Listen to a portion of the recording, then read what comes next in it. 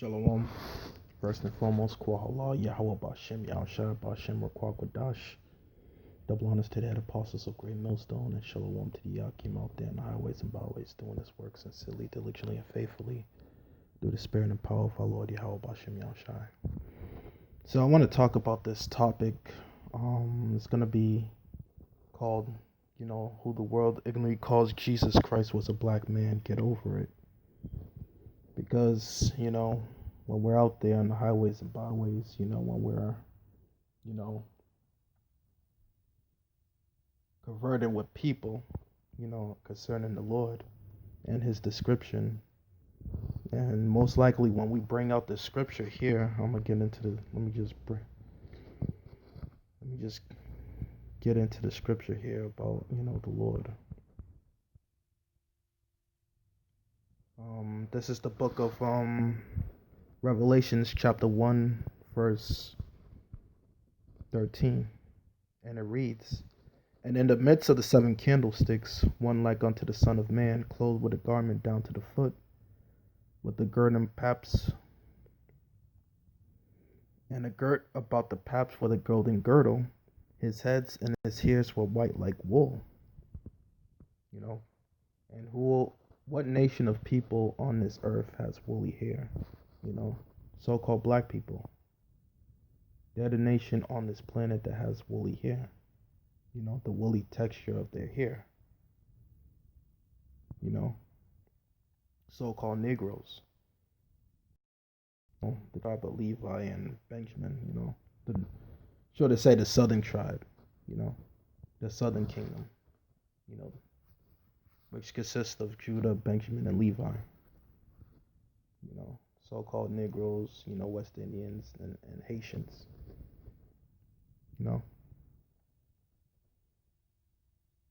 So that lets you know there, but our Lord, he sprung out of the tribe of Judah, so he's a Judite. So, but people would like to argue and say, oh, well, so-called white people, when they do their hair a certain way, their hair could come as a woolly texture too. No, that's not true. Because their hair, they got long, stringy hair, They don't have the woolly texture type of hair,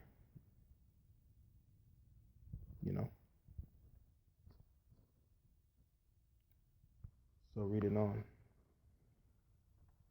"As white as snow, his eyes were as a flame of fire," because he drank a lot of wine, so his eyes were bloodshot red, That's what, John the Revelator saw.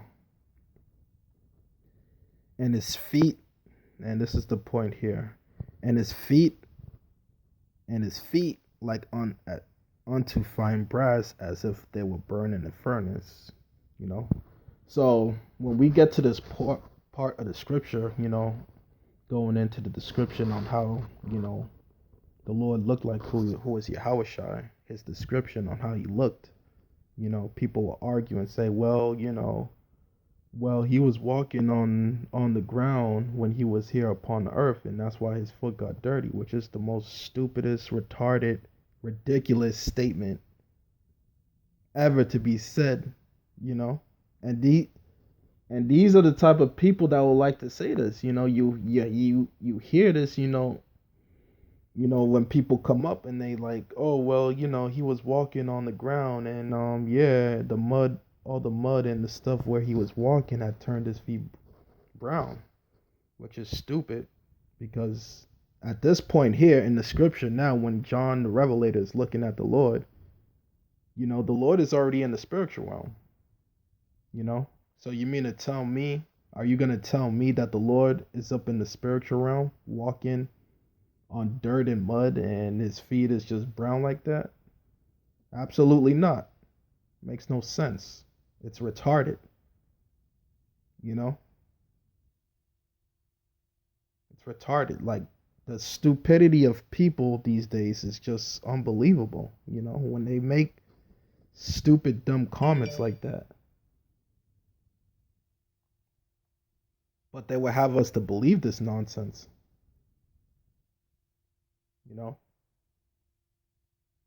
Come on, there's no way that the Lord's feet is gonna be dirty up in the spiritual realm. You know, just no way, Jose. But these are the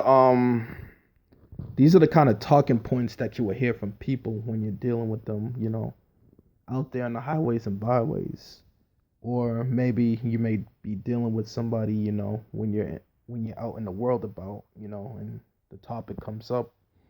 On the description on how the Lord looks like, and you'll hear these type of comments from people every time. Like, what I'm saying, it's amazing. Like how it's amazing how stupid people are.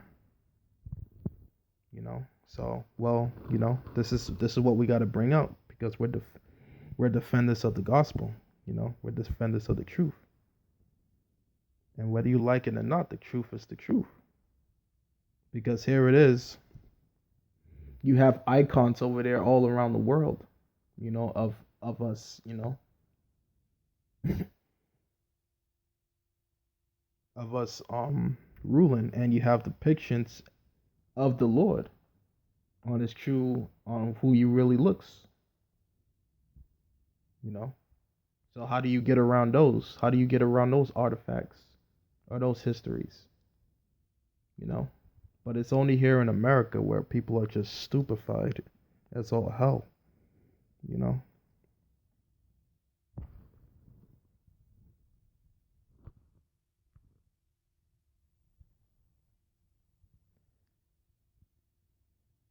and his voice as the sound of many waters. you know so we're also going to in the Old Testament, because the description is also in the Old Testament as well as the New Testament, of the Lord. So at the end of the day, there's no getting around this. There's no twisting it. There's no cutting edges. There's no shortcuts. It is what it is. The Lord was a so-called black man. Get over it. I know it's hard for people to understand or to grasp at because they got that bullshit as Caesar Borgia image, embedded in their heads, and they really believe that's who's coming to bring peace on earth. They really believe that, and that image is the person that's gonna come from the skies and bring peace. But they're gonna be in for a rude awakening when they see, a tall, strong black man, with rage in his eyes, coming to do damage, coming to lay shit down. Because the Lord said it himself. He said it. Let's get that real quick before I get back into the scripture.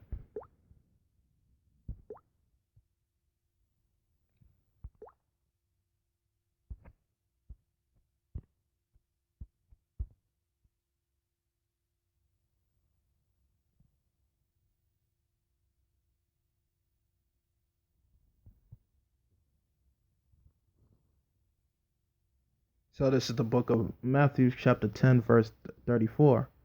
And this is the Lord Yahweh Shai himself saying this. And it reads, "Think not that I come to send peace on earth. I come not to send peace, but a sword." You see, the Lord said, "Think not that I come to send peace on earth." He comes not to send peace, but a sword. Because the Lord is coming with a sword. You know? You think he's just going to use that sword just to knight people? No, he's going to use that sword to chop people's heads off. you know?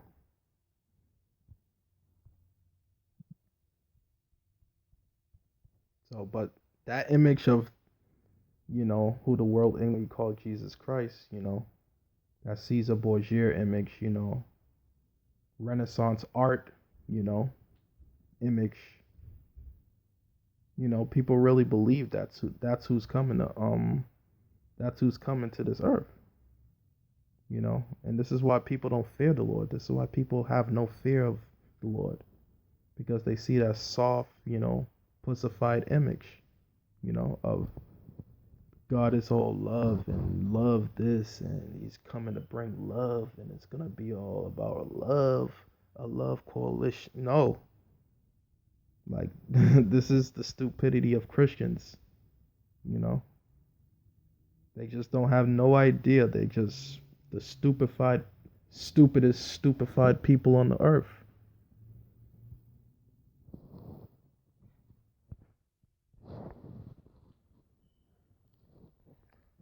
So back to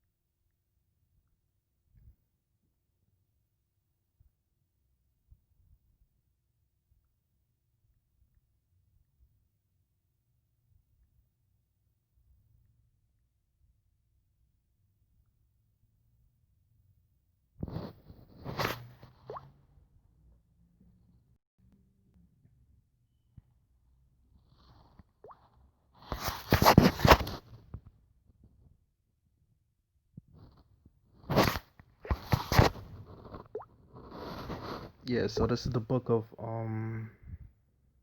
Daniel's chapter.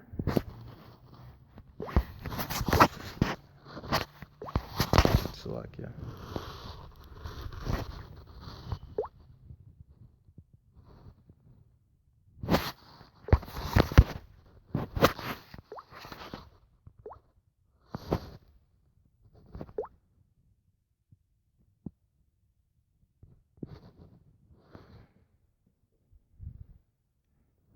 But yeah, let me just read it off of here real quick.